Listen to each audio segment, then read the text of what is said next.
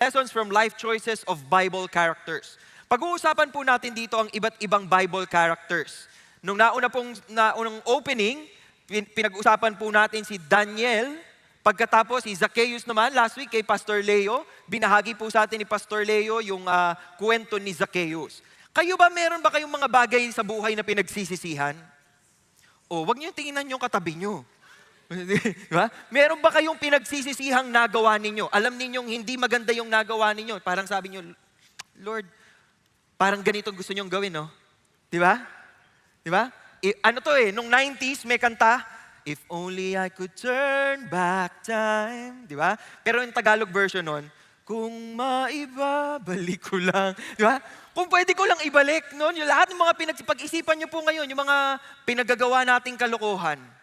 Diba? Tapos yung isipin ko, kung makakabalik lang ako sa time na yun, hindi ko yun gagawin. Kung makakabalik lang ako doon, ayoko yan, nakakahiya. Diba? Marami ho sa atin dito may mga pinagsisisihan. Taas kamay ng may mga pinagsisihan. Naghahanap ako ng walang pinagsisisihan eh. Yung mga bata, wala pang pinagsisisihan. Hindi pa nila alam kung anong ibig sabihin ng pagsisisi. Yan po pag-uusapan natin. Ano bang ginagawa natin kapag tayo ay nakagawa ng pagkakamali? Sino po sa inyo nagkamali na sa buhay? Taas kamay. Dami rin ha. Ano ho ang ginagawa natin pag tayo ay nakagawa ng pagkakamali? Si Adan at saka si Eva po, anong ginawa? Nagtago. Di ba? Adam and Eve, the man and his wife, hid themselves from the presence of the Lord God. Nagtago sila nung nagawa nila yung kasalanan na yun. Kinain nila yung prutas na sinabi ng Panginoon, huwag niyong kakainin. Lahat ng puno dito, pwede niyo kainin lahat ng prutas, huwag lang ito. Naniwala sila sa ahas. Kayo ba naniniwala kayo sa ahas? Pakitingnan ng katabi. Tao yan, hindi yan ahas. Nagtago sila sa presensya ng Panginoon. Hinanap sila, where are you? Ang sagot nila, I heard the sound of you in the garden and I was afraid because I was naked so I hid myself. Nagtago sila sa Panginoon. Pero hindi ka makakapagtago kay God. Akala mo yung ginawa mong mali, matatago mo? Pwedeng hindi alam ng magulang, pwedeng hindi alam ng asawa, pwedeng hindi alam ng mga anak, pero kitang-kita ka ni Lord. Sabihin mo yun sa katabi nyo, nakita ni Lord yan. Diba? Nakita ni Lord yan. So kung meron po tayong nagawang pagkakamali, isang bagay lang ang dapat nating gawin. Ang title po ng ating service ngayon ay Go Back to God. Pakisabi sa katabi, Go Back to God. Oo, go back. Yung iba ang sabi sa katabi, go to sleep. Parang patulog na no? Go back to God. Balik kaagad sa Panginoon. Huwag na tayong manatili sa ilalim, wag na tayong manatili sa kasalanan, balik agad tayo kay Lord. Pag-uusapan natin ang kahalagahan ng repentance. Tatlong bagay, what is fake repentance, what is true repentance, at yung road to real repentance. At dito sa series na to, ang pinag-uusapan natin ay mga Bible characters. So ang karakter na bibida sa atin, sa ating service ngayon, ay dalawang karakter na mayroong iisang pangalan. Same name, same struggles, but different responses and different endings. Ito po si Judah at si Judas. Ang pangalan nila, pag tinranslate niyo po sa Hebrew, ay parehas lamang. Judah at Judas. Uunahin po nating pag-uusapan itong si Judas. Kilala po natin si Judas dahil pag sumasakay tayo ng jeep, nakikita natin yan sa mga placard ng jeep. Di ba? God knows who does not pay. Di ba? Si Judas ang una nating pag-uusapan. Judas Iscariot, ang sinasabi nila, ang ibig sabihin ng Iscariot, hindi ho yan ang apelido. Noong unang panahon po, wala pang apelido. Okay? Parang si Glock 9, wala siyang apelido. Noong unang panahon, wala pong apelido. So, ang kinakabit sa pangalan mo, either yung pangalan ng tatay mo, o kung tagasang ka, o sinong kalahi mo. Ang ibig sabihin po ng Iscariot, sabi ng mga dalubhasa, is Judas of Kerioth. Yun po ay isang lugar sa tribe ng Judah. Basahin niyo po ang Joshua, nasa Judges na pala ako. So nung Joshua po ang binabasa ko, nakita ko yung Kerioth.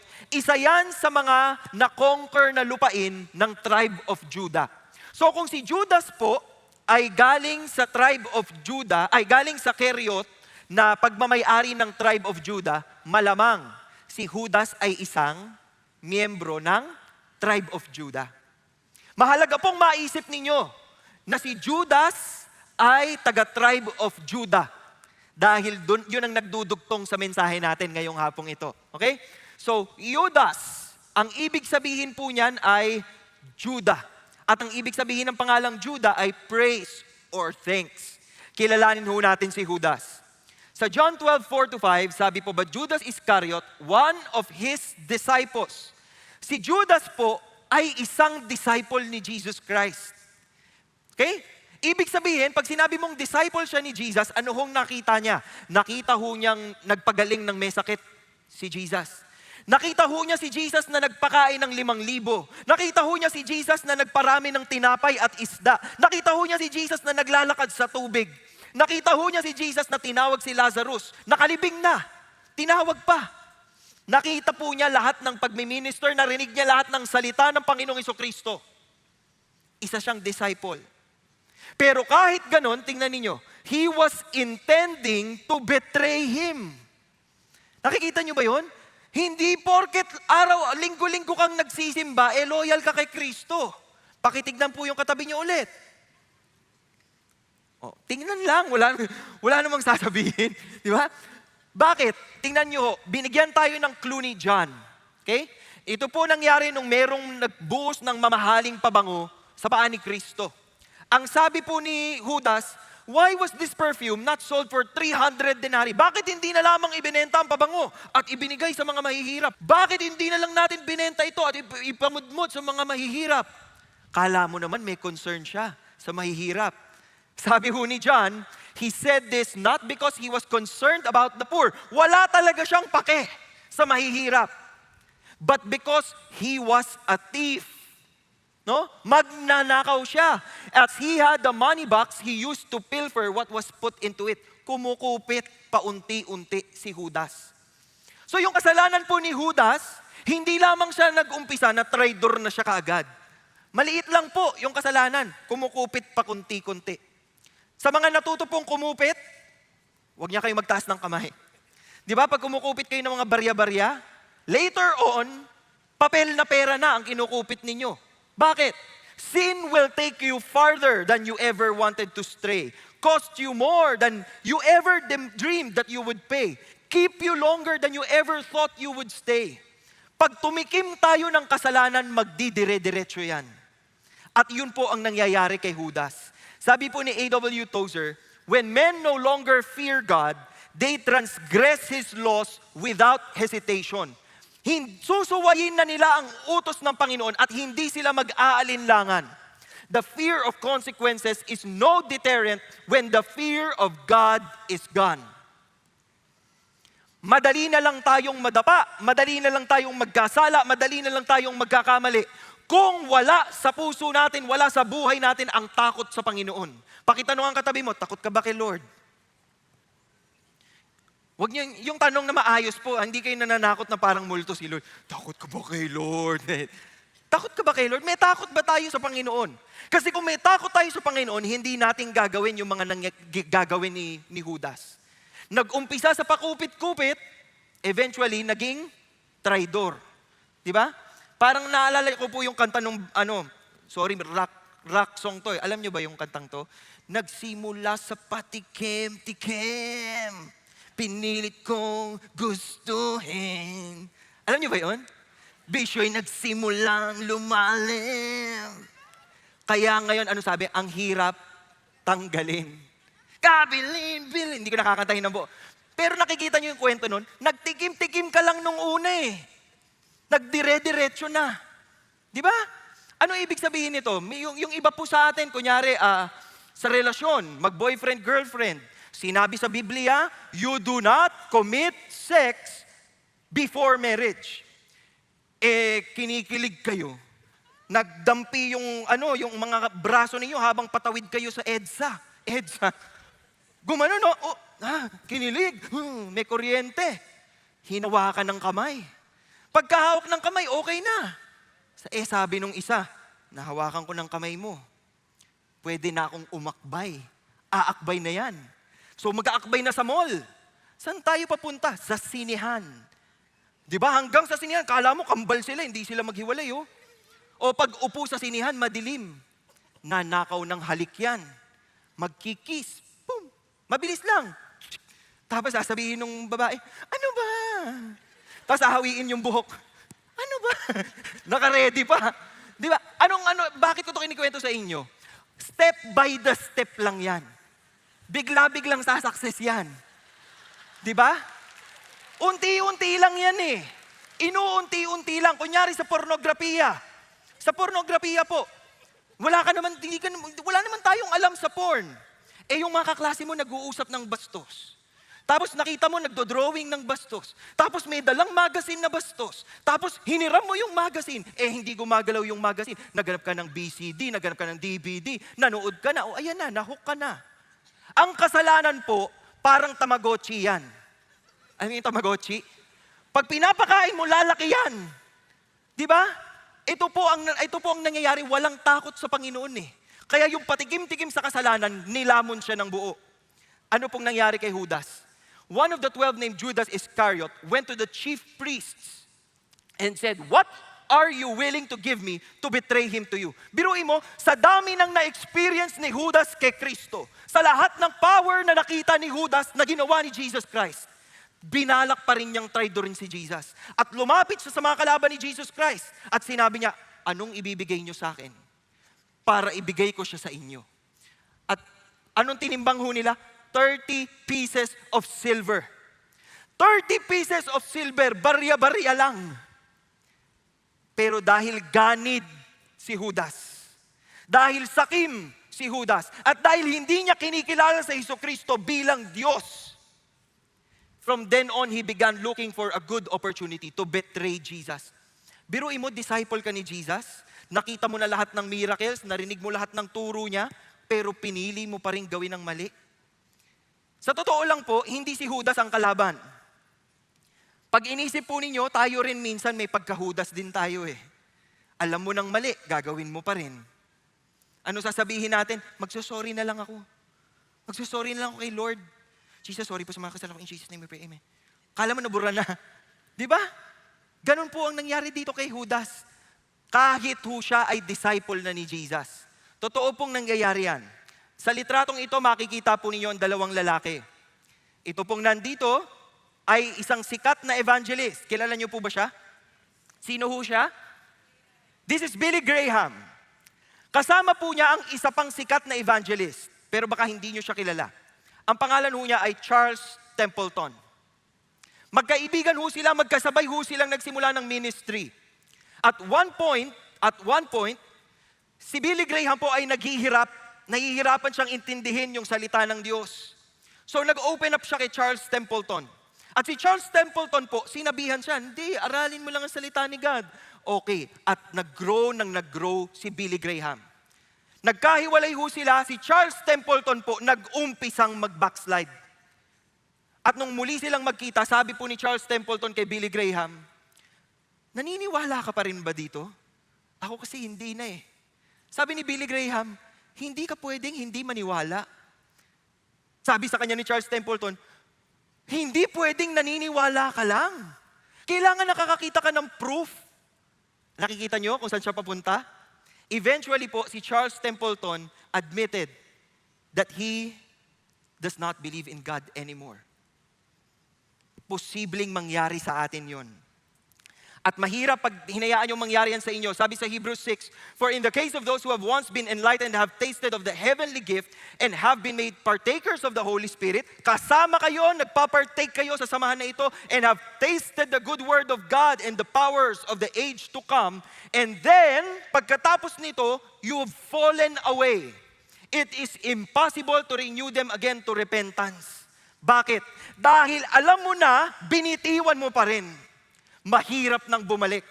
Pag alam mo na, tapos tinalikuran mo pa rin si Jesucristo, mahirap nang bumalik since they again crucify to themselves the Son of God and put Him to open shame.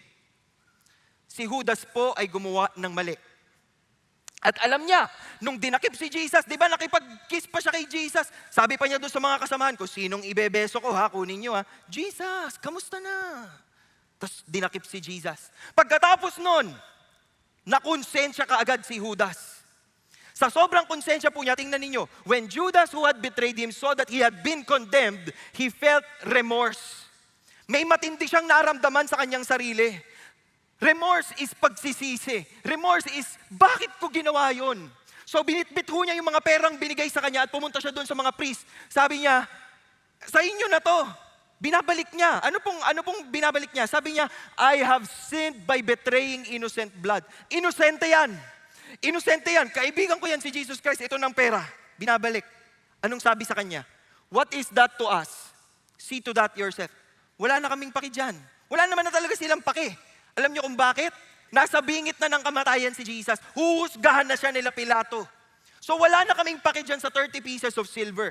And he threw the pieces of silver into the temple sanctuary. Sa sobrang bigat ng nararamdaman ni Judas, binato niya yung 30 pieces of silver. Hindi siya kumuha ni isa. Samantalang nung una, willing siyang gawin ng lahat kapalit ng 30 pieces of silver. At this point, he threw the coins, he threw the 30 pieces of silver to the temple court. And then anong ginawa niya? Nagpatiwakal po siya. He went away and hanged himself. Gusto ko maging sensitibo sa part na ito. Dahil alam ko po na maraming nagsastruggle sa pagtatangkang kunin ang kanilang buhay. At maraming iba't ibang dahilan po yan.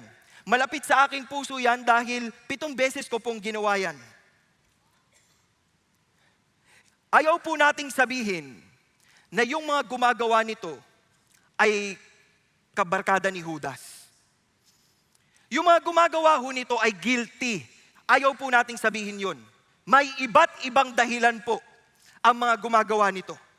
Pero yung sa akin po, nung ginawa ko ito, ang akala ko wala na akong pag-asa.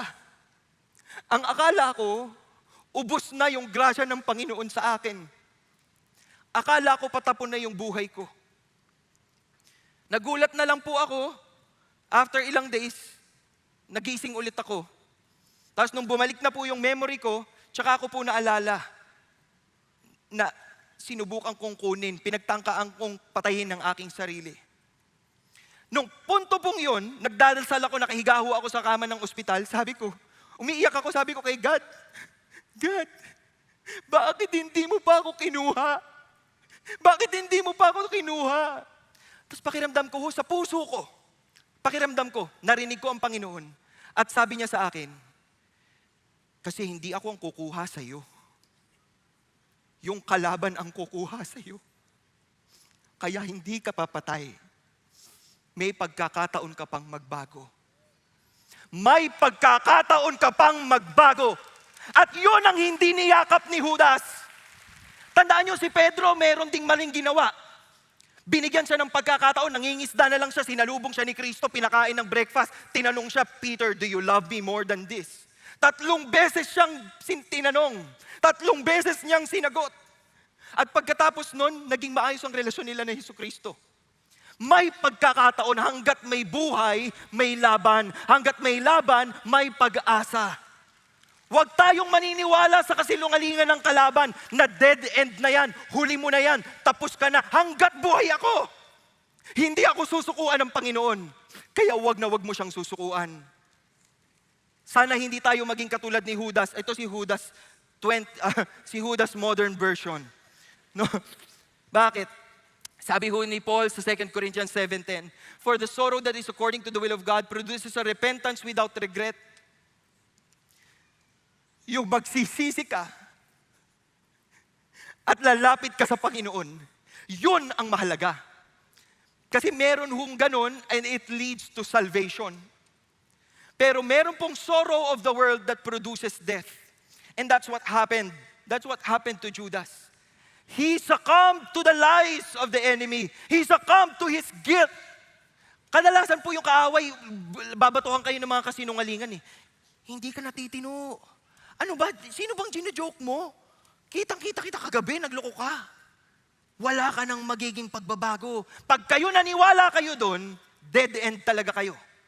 Katulad ng pagka-dead end ni Judas. Tandaan po ninyo, repentance involves sorrow for the act of sin. Remorse is sorrow for its consequences. Kadalasan po tayo natatakot sa parusa. Hindi natin nakikita yung weight ng kasalanan, yung problema ng kasalanan. A repentant person is sorry he sinned. Sorry, Panginoon, nagkamali ako sa harap mo. And then he goes back to God. Lumalapit siyang pabalik sa Panginoon. Whereas a remorseful person is just sorry he got caught. Huwag daw kayo magso-sorry kung di naman talaga kayo sorry. Naalala ko nung bata ako, tuwing araw-araw, Jesus, sorry po sa mga kasalanan ko. In Jesus' name we pray, amen. Tapos kinabukasan gagawa ka ulit ng kasalanan. Tapos sasabihin mo, Jesus, sorry po sa kasalanan. Parang ganun na sasabihin sa'yo ni Lord. Don't tell me you're sorry because you're not. You're only sorry because you got caught. Nahuli ka lang, kaya ka nagsosorry. Kailangan yung sorry natin real. Kaya tatanungin natin, what is true repentance? Ngayon, titignan natin yung kakambal sa pangalan ni Judas. Ninuno niya si Judah. Si Judah po ay ikaapat na anak ni Jacob sa unang babae. Sino yung una niyang asawa? Si Leah. Si Leah po ay ang unloved wife ni Jacob. Okay? Ang gusto talaga ni Jacob si Rachel. Kaya lang, dinaya siya. So ang napakasalan niya si Leah. Nanganak po si Leah ng 4. Sa ika-4 na anak niya, she praised the Lord. At yung praising ay thanking God. So pinangalan ho niya ay Judah o Yehuda. Si Judah po ay pinagpasalamat. 4 po ang naging anak ni Leah sa time na ito, si Reuben. Ang panganay si Reuben, pero wala na siyang honor, wala na siyang dangal. Bakit? Si Reuben po ay nakipagsiping doon sa concubine ng kanyang tatay. So wala na ho siya. Ang sumunod ho ay si Simeon at saka si Levi. Pero si Simeon at saka si Levi, pumatay po ng napakaraming tao sa Shechem. Wala na rin silang honor. So yung ika-4 na anak na si Judah, ang ngayoy tumatayong panganay. Ang ngayoy tumatayong marangal. Supposedly. Okay? Tingnan natin ang kwento.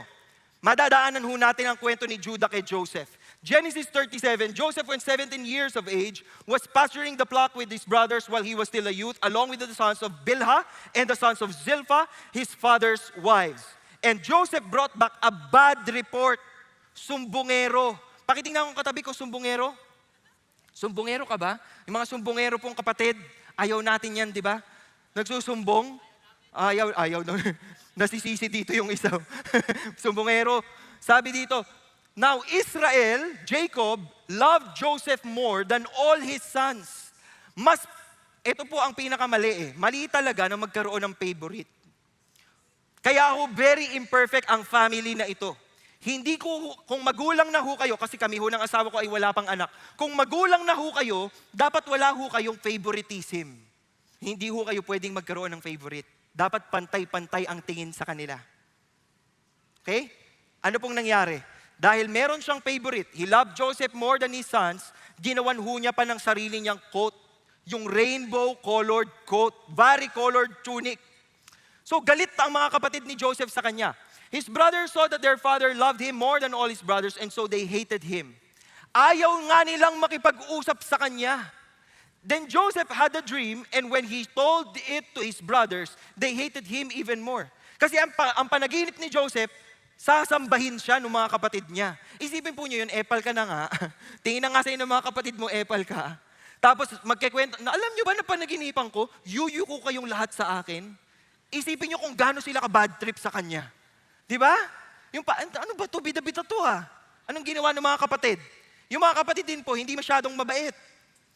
Tingnan niyo ito, 37:18-20. When they saw him from a distance and before he came close to them, nagplano sila, they plotted to put him to death. Ginusto ng mga kapatid ni Joseph na patayin siya.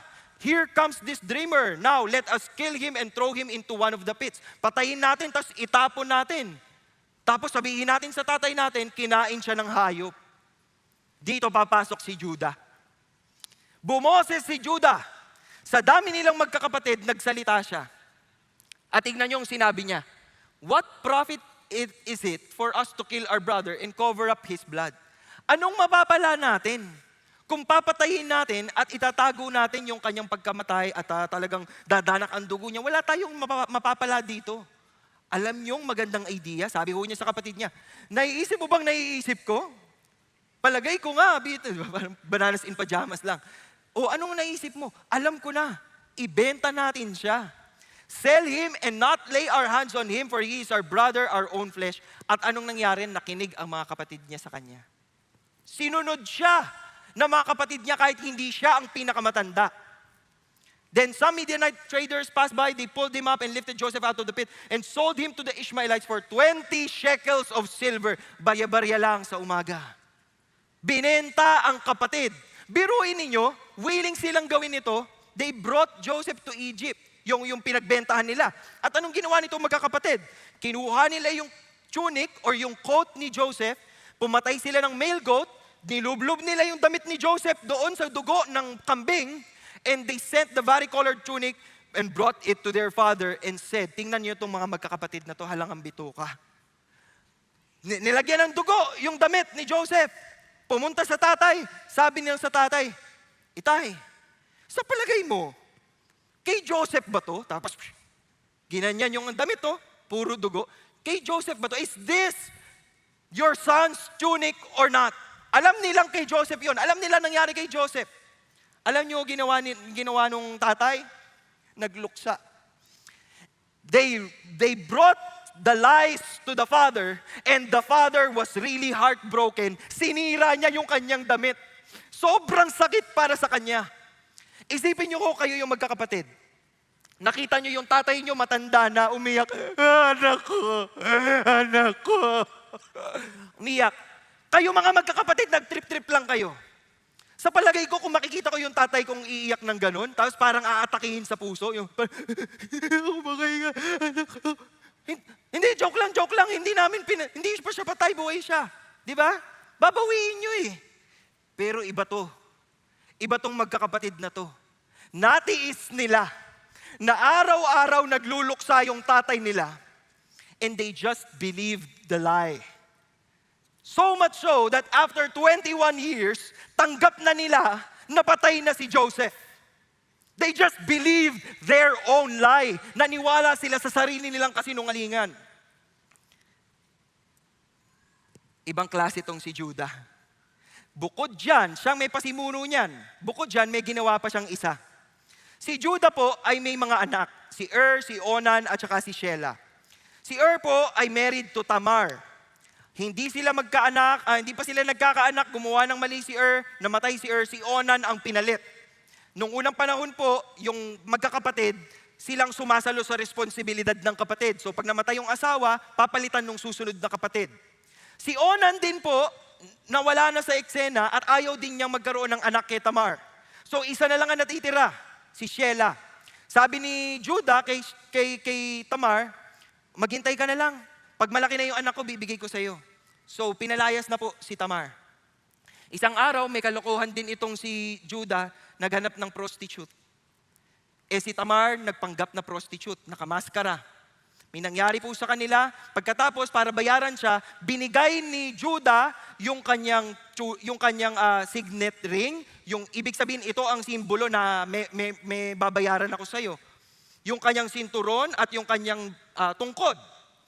Pagkatapos, nung hinanap niya yung babae, hindi na niya makita.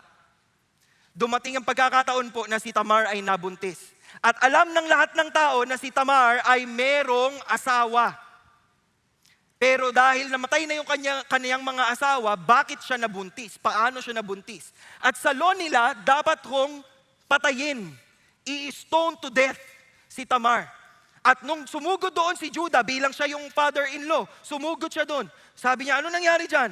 Nako, yan talagang babae yan, wala akong maasahan dyan ha. Hindi, drama lang po yun. Pinakita ni Tamar yung mga bagay na iniwan ni Judah sa kanya. At sinabi niya, itong pinagbubuntis ko, galing sa lalaking ito. Sinong may-ari nito?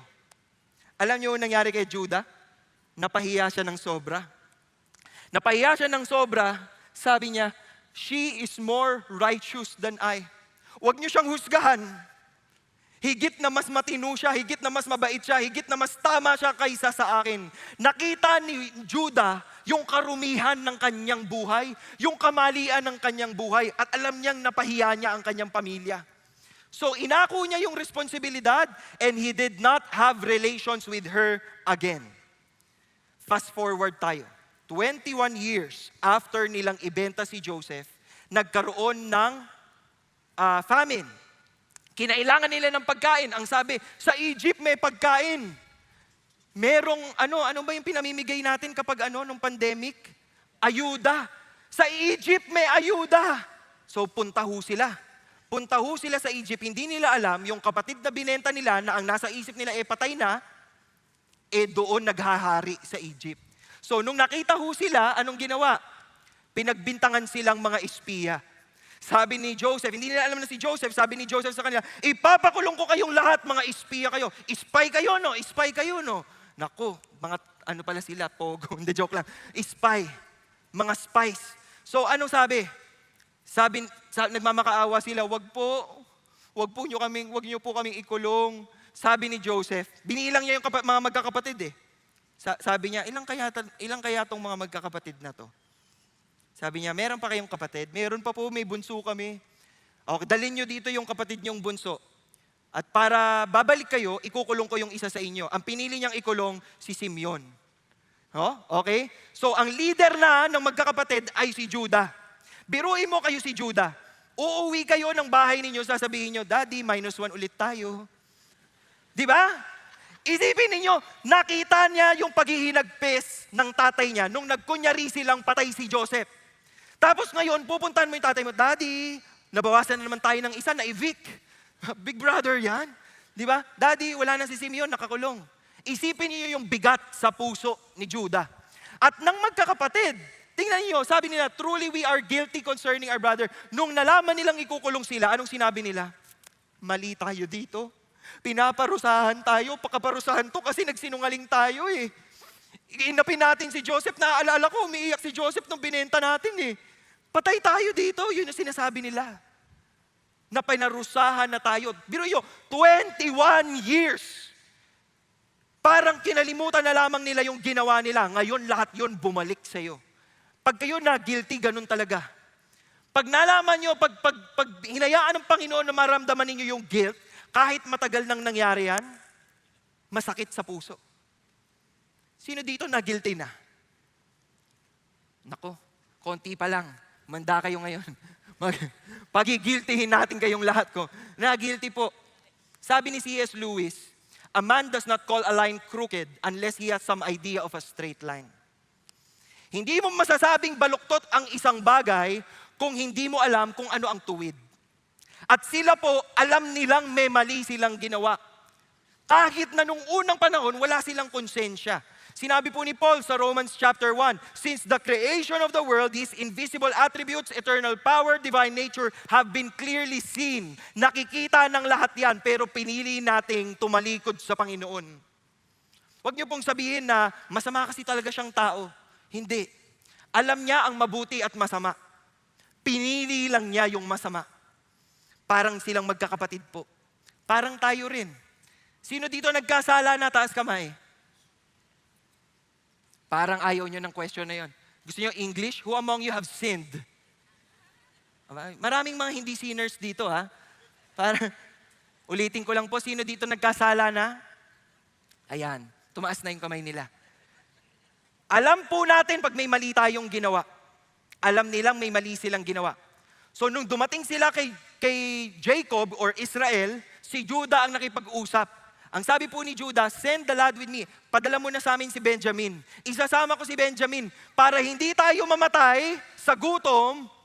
Isama mo na siya para makabili na tayo ng pagkain at mabalik namin sa inyo yung anak nyo. I myself will be surety for him. You may hold me responsible for him. Anong nakita niyong pagbabago kay Judah? Tingnan ninyo maigi. Si Judah mismo willing ibenta si Joseph. Pero sa pagkakataong ito, sabi niya, papagitna ako. Hindi ko hahayaang hindi maibalik sa iyo si Benjamin. Ako ang sisihin mo pag hindi nakabalik si Benjamin. Let me bear the blame before you forever. So kahit naghihinagpis si Jacob or Israel, hinayaan niyang kunin ng kanyang mga anak si Benjamin. Pagdating nila ng Egypt, nagkainan sila, nagsayahan sila, etc., etc. Anong ginawa ni Joseph? Nilagay ni Joseph ang kupita doon sa sako ni Benjamin. Tapos nung pauwi na sila, pinahabol niya. Pinahabol niya sa mga sundalo niya. Sabi, may magnanakaw sa inyo. Ayaw natin sa magnanakaw. Ayan, ano nangyari? Pagbukas, naandun ang kupita sa sako ni Benjamin. May ginawa bang mali si Benjamin? Wala. Hindi ho siyang kumuha. Si Joseph po ang nagpalagay ng kanyang kupita doon sa sako ni Benjamin. Ngayon, nangatog yung mga magkakapatid. Sabi ni Judah, what can we say to my Lord? What can we speak? How can we justify ourselves? God has found out the iniquity of your servants. Ibig sabihin, nagsisisi kami, grabe kasalanan namin. Behold, we are my Lord's slaves, both we and the one in whose possession the cup has been found. Alipin mo kami, pero sorry, hindi namin to alam. Sabi ni Joseph, far be it from me to do this. The man in whose possession the cup has been found, siya lang ang magiging alipin ko. Lahat kayo uuwi. Pati yung unang kapatid na kinulong, iuwi nyo na. Pero itong bunso nyong kapatid, dito lang siya sa akin. Magiging alipin ko siya. Ano sa palagay nyong ginawa ni Judah? Tandaan nyo, sinabi ni Judah sa tatay niya, hindi ko hahayaan. Ipaglalaban ko yan. Anong nakikita natin? Kinausap ni Judah yung prime minister. Hindi pa niya alam na si Joseph yon. Kinausap niya at kinwento niya yung kanilang buong buhay. Yung buong buhay nila, kinwento niya doon kay Joseph. Ngunit sa kwento na yun, ang naging bida ay ang kanyang pagmamahal at pag-aalala sa kanilang ama. Sobrang mahal ni Judah yung kanyang ama, na ayaw niyang makita ito, na iiyak katulad nung umiyak siya kay Joseph. Ayaw niyang saktan ang kanyang ama. Ayaw na niyang makitang maghirap yung kanyang ama. May nagbago sa puso niya. Kaya willing siyang pumagitna.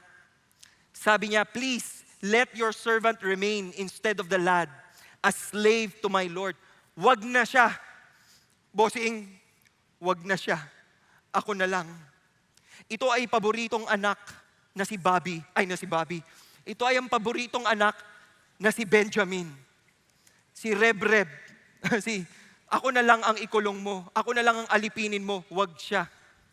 How shall I go up to my father if the lad is not with me, for fear that I see the evil that would overtake my father? Nakikita niyo yung pagsisisi? He took full responsibility. Sabi po ni John Calvin, true repentance is displeasure at sin, which along with love and desire for righteousness arises out of fear and reverence for God. That fear and reverence for God is only possible if we truly know God. If we love God with all our heart, with all our mind, with all our soul, with all our strength. May nagbago sa puso ni Judah. Kaya willing siyang isaalang-alang yung kanyang buhay, kapalit nung kanyang kapatid, para hindi masaktan yung tatay nila. Nakikita niyo yung relasyon nito sa ating buhay? Pag pinipili nating magkasala, iniisip po ba natin kung anong mararamdaman ng Diyos Ama? Iniisip po ba natin kung gaano kasakit sa Panginoon? Nagagawa tayo ng kasalanan, samantalang binigay niya lahat-lahat para sa atin? Magkaiba po yung nagsisisi lang at saka yung pinagsisisihan mong gumawa ka ng kasalanan sa Diyos. Tingnan ninyo, fake repentance, meron kang nararamdaman, feelings, remorse, pero walang nagbago sa'yo. Lord, sorry, pero bukas gagawin mo ulit. Wala, hindi totoo yan. Regret with no return. Hindi ka na kasi makakabalik. Gives up and doesn't see God. Wala, lumalayo ka lalo kay Lord. Nilalayo mo nang nilalayo yung sarili mo kasi nahihiya ka. Alam mong mali yung ginawa mo. That leads to death. Hindi ho yun true repentance. Dahil ang true repentance po, a change of heart leading to a change of behavior. May nagbago sa puso mo, may nagbago sa isip mo, magbabago ang buhay mo dahil tunay kang nagsisisi. You return to God. Bumabalik ka sa Panginoon, hindi ka tumatakbo palayo. Huwag kang lalayo kay Lord. Takbo ka pabalik sa Kanya. It doesn't give up because of God. Si God mismo ang magbibigay ng gana sa iyo and it leads to life. Alam niyo pong nangyari kay Judah? Nung mamamatay na po ang kanilang tatay, si Judah po ang binigyan ng blessing. Ang sabi, your hand shall be on the neck of your enemies. Your father's son shall bow to you. The scepter shall not depart from Judah. Ang ibig sabihin po niyan, lagi kang maghahari. Lagi kang maghahari. And to him shall be the obedience of the peoples. Susundin ka ng mga tao. Si Judah po at ang tribe of Judah led the procession going out of Mount Sinai. Sila po ang laging una sa pila. Si Caleb from the tribe of Judah claimed Hebron. At yung Hebron po ay tahanan ng mga hari kung saan tumira at naging unang hari si Haring David. Tribe of Judah po siya. They always went up first in line of battle during conquests. At yung Davidic line, David and all the kings, which leads to Jesus, is from the tribe of Judah. Nakita niyo po ang pagbawi ng Panginoon sa kwento nila? Si Judah, loko-loko to nung bata eh. Pero tignan mo ngayon, yung honor. Sa lahi ni Judah lumabas ang tagapagligtas ng sanlibutan. Anong sinasabi sa atin noon? Hindi po katapusan ng ating buhay kung tayo'y nadapa. Dahil kung tayo'y pupunta kay Lord, magbabagong buhay, magbabagong direksyon, kaya niyang ibahin ang takbo ng kwento ng buhay natin. Bago natin pag-usapan ang huling punto, mabilis na lamang ho ito. Pakikinggan natin ang kwento ng isang taong malapit po sa amin dahil sila po ang aming accountability partner. Pakinggan po natin ang tunay na kwento ng Panginoon sa buhay ng ating kapatid na si Joy Sunga. Joy, pwede mo bang ikwento sa amin ang kwento mo? Since my youth, I've tried my best to live a morally upright life. I stayed away from vices, gimmicks, and romantic relationships. On the outside, I have convinced myself and others that I wouldn't stray from the good path. I didn't realize that I had such prideful confidence in my own faith that I believed I would never commit any huge sin in my life. But finally, that time came when I would be struggling with one of those sins. I fell into an adulterous relationship. I came up with so many excuses to continue seeing this person. I even had the audacity to tell God, "Bigay mo na sa akin to, Lord. My whole life, I've tried to be good. This time, I just want to follow my heart." But even then, I fully knew that I was in sin. I stopped attending church, praying and reading the Bible. I avoided seeing my Christian friends and even refrained from saying the name of God. For about a year, guilt and shame ate me up. I couldn't sleep well and function properly at work. I couldn't even recognize myself anymore. Many times I wanted to break off from the relationship, but the bondage of sin was so strong, and I believed the lie of the enemy that even if I did break it off, I will have nowhere to go because God will never take me back after all that I did. For someone who just followed her heart, that was the worst, darkest, and most shameful time of my life. I experienced firsthand what Jeremiah 17 says. Cursed is the one who draws strength from mere flesh and whose heart turns away from the Lord. The heart is deceitful above all things. But the depth of God's love and mercy was beyond all my thoughts and understanding. It was only by His grace that I found myself one night begging Him to take me out of the darkness that I was in. That same night, as I slept, I had a dream. In my dream, I was walking on a narrow path, then midway, I slipped and fell over a cliff. Facing the fear of death, in my dream, I called on the very name that I had long been avoiding. I called on Jesus to save me. Then a man with wings suddenly appeared, caught me in midair, and then carried me to safety. He said he watched me the entire time I was walking, and that his eyes were on me even as I fell. He said, "You are safe now. Don't worry, no one saw your fall. I covered everyone's eyes." When I woke up, my pillow was already soaked in tears, and I bawled like a child. I then understood the gravity of my sin, and I felt so unworthy of saving. I couldn't understand how God would reach out to someone who willingly turned away from Him. I realized that even as I sinned, He never left my side. On my knees, all I could say was, "Please forgive me, Lord." It was not without struggle, but God gave me the courage to break off from that sinful relationship.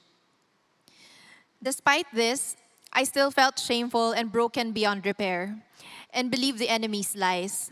I thought God would never allow me to get married, nor have a family of my own, and that He would no longer use me for His kingdom because of my filthiness.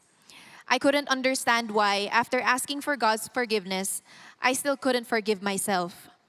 But God answered that question one Sunday when my mom invited me to CCF with her, and the Lord's Supper was being celebrated in service that day. I didn't take any of the elements. I just listened in awe as I heard the gospel again, like it was the first time. Jesus gave His body to die on the cross to pay for the penalty of my sins, past, present, and future. I was reminded of the truth that I had forgotten, that God's forgiveness is a gift, that none of my efforts would make me deserving of it, but all I needed to do was receive it through Christ. So that day, I sincerely prayed to receive God's forgiveness, and as I did that, only then was I able to forgive myself as well. Slowly but surely, God removed the shame in my heart. He gave me the courage to be accountable to my mom and my singles D group, who embraced me and listened without judgment. I started attending church again, and 3 years later, after seeking God's guidance through prayer and fasting, I started serving again. God also graciously blessed me with a loving, God-fearing husband, AC, whom I have been faithfully married to for almost 12 years now, only by God's grace. Praise God. We have also been blessed to be part of an amazing D12 family under Pastor Omar and Nikki Aguilar. During the pandemic, God opened opportunities for me to serve through a donation drive and lead weekly online devotions with family and relatives. All these were only through His grace and the empowerment of the Holy Spirit. There are still times the enemy would try to tempt me into thinking ungodly thoughts. In 2023, when we had 2 consecutive miscarriages after 9 years of praying for a child, I was tempted to think that my infertility was punishment for my past sin. But God continuously reminds us that He is sovereign. He gives and takes away based on His grace and overflowing love, not based on our performance. Though we still don't have children of our own, God has given us the amazing gift of being spiritual parents to a set of couples in our own D group. Today, I am still an imperfect person, and even in our marriage, we still face challenges. But whenever we fail, we run to Jesus, repent, seek godly advice, and believe in our hearts that He who began a good work in us will bring it to completion at the day of Jesus Christ. Philippians chapter 1, verse 6. Truly, no sin is too great for God, and in Jesus, no person is beyond repair. 1 John chapter 1, verse 9 says, if we confess our sins, He is faithful and just to forgive us and cleanse us from all unrighteousness. I am Joy Sunga, once covered in sin and shame, but now covered and cleansed by the powerful blood of the Lamb. To Him be all glory and praise. Pagpatuloy ho natin ang ikatlong punto. Ang ikatlong punto po is the road to true repentance. Sabi po sa Romans 3:23, for all have sinned and fall short of the glory of God. Kanina ho nagtanong ako, sino ditong nagkasala? Taas kamay. Okay. Totoo po ang sinasabi ng salita ng Diyos. All have sinned and fall short. Ako po 2 taas na nakataas yung kamay ko. Fall short of the glory of God. Lahat po tayo may pagkakamali. Lahat po tayo may pinagsisisihan. Lahat po tayo may regrets. But, may grace ang Panginoon. Sinabi po sa Ephesians 2:8-9, by grace, you have been saved through faith. Kung kayo ay tunay na mananampalataya sa Panginoon, may kaligtasan. And that is not of yourselves. Hindi kayo yang gumagawa niyan. It is the gift of God. Handog ng Panginoon sa atin. Not as a result of works, so that no one may boast. Until we realize na hindi natin kayang ayusin yung ating mga sarili, hindi tayo pupunta sa Panginoon at susuko sa Kanya at sasabihin, Panginoon, hindi ko kaya. Kailangan kita sa buhay ko. Kung kayo ay nagkamali, pwede kayong lumapit sa Panginoon. Ilang beses na po akong nagkamali. Ilang beses din po akong lumapit kay Lord at napaka-gracious niya. Sinabi po ni Isaiah, let the wicked forsake his way and the unrighteous man his thoughts, and let him return to the Lord. Magbalik loob ka. Kahit nagkamali ka, bumalik ka kay Lord. Kahit nadapa ka, bumalik ka kay Lord. Pag nadapa ka, bangon lang. Pag meron ka nagawang mali, takbo kay Lord, mag-sorry kay Lord. Huwag kang magtago kay God. Lumapit ka kay God. And He will have compassion on you. And to our God, for He will abundantly pardon. Bangon lang. Huwag ka manatili sa baba. Huwag mong ibigay ang panalo sa kaaway. Lumapit, tumakbo, kumapit tayo sa Panginoon. Nasa Kanya ang tunay na pagbabago. Nasa Kanya ang awa, nasa Kanya ang grasya, nasa Kanya ang pagmamahal. Bakit ko kayang sabihin ito sa inyo? Dahil marami akong naging pagkakamali. Pero lumapit ako muli sa Kanya. Kaya huwag mong iisipin na yung nagawa mo, hindi makakakalapit kay Lord. Walang nakakapigil. sa taong willing lumapit at sumuko sa Panginoon.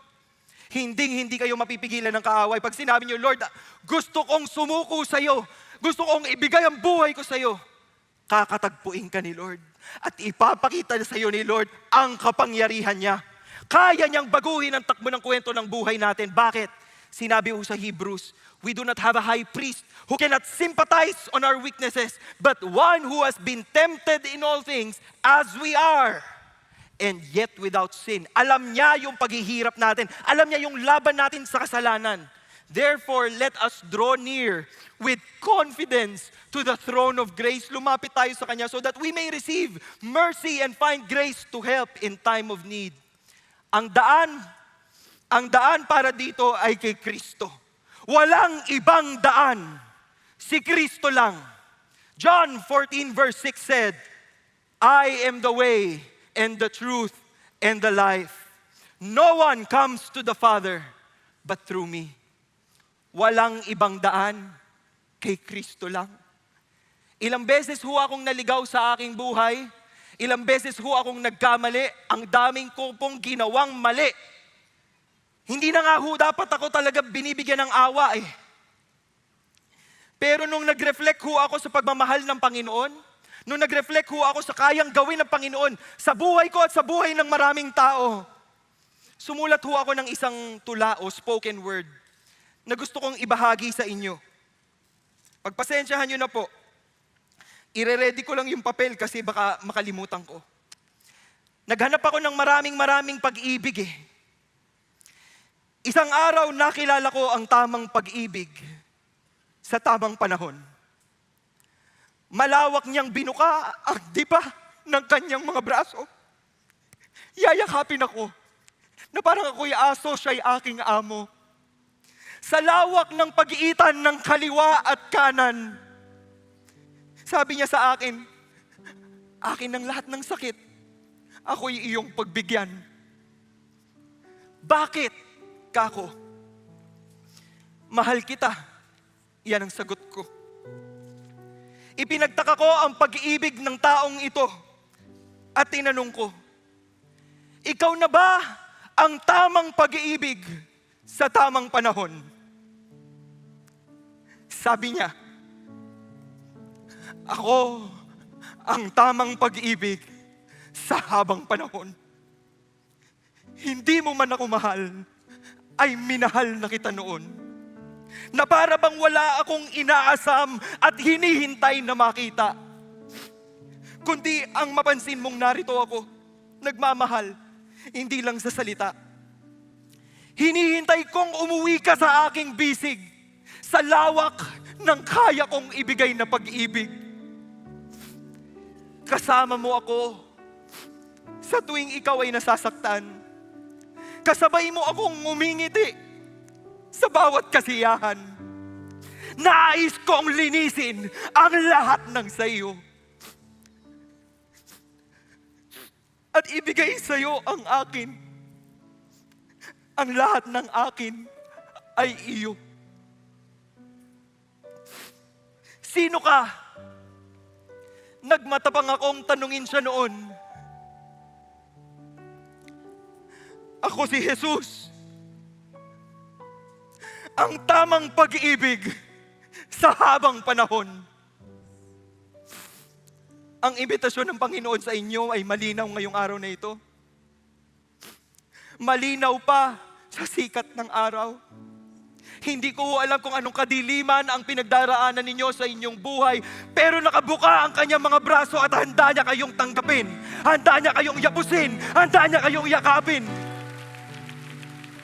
Ang grasya ng Panginoon ay makapangyarihan. Kayang magbago ng buhay na sinira ng kasalanan. Ang tanong, susuko ba tayo sa Kanya? Tatanggapin ba natin yung pagmamahal na inaalok niya na hindi maiaalok ng kahit sino sa mundong ito? Ang Panginoong Jesucristo, minahal ako sa pinakamarumi at pinakapangit na bahagi ng aking buhay. Kaya niya rin gawin yun sa inyo. Kaya ho niyang baguhin ang takbo ng kwento ng buhay ninyo.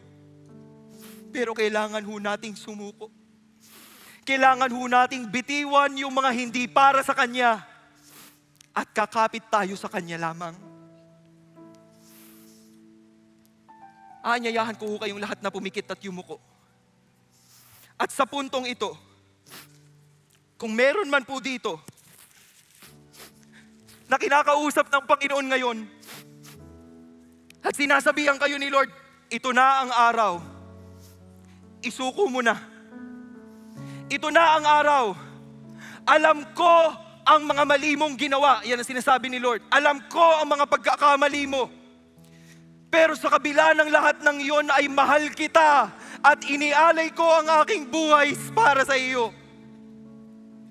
Kailangan nating sumuko, mga kapatid.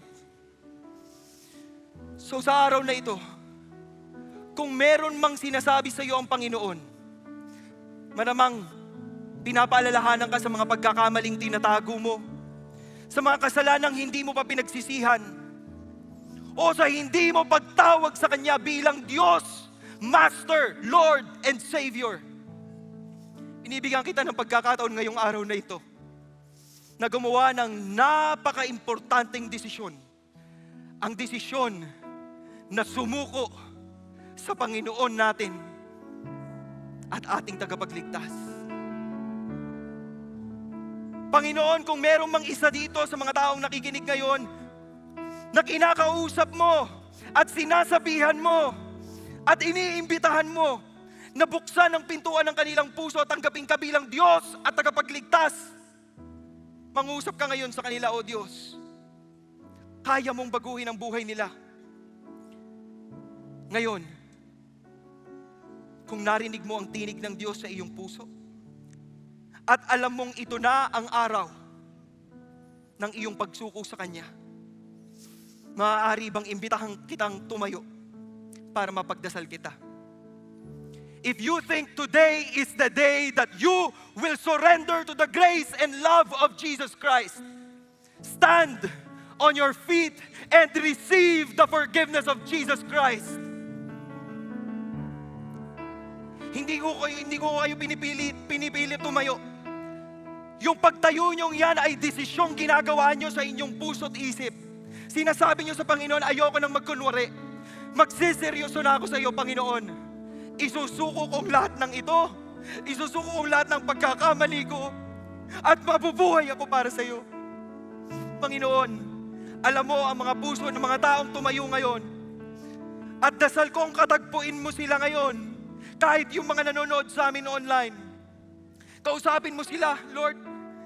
At ipaalala mo sa kanila na dahil dumanak ang iyong banal na dugo sa krus ng Kalbaryo, ang lahat ng aming mga kasalanan ay hinugasan mo na.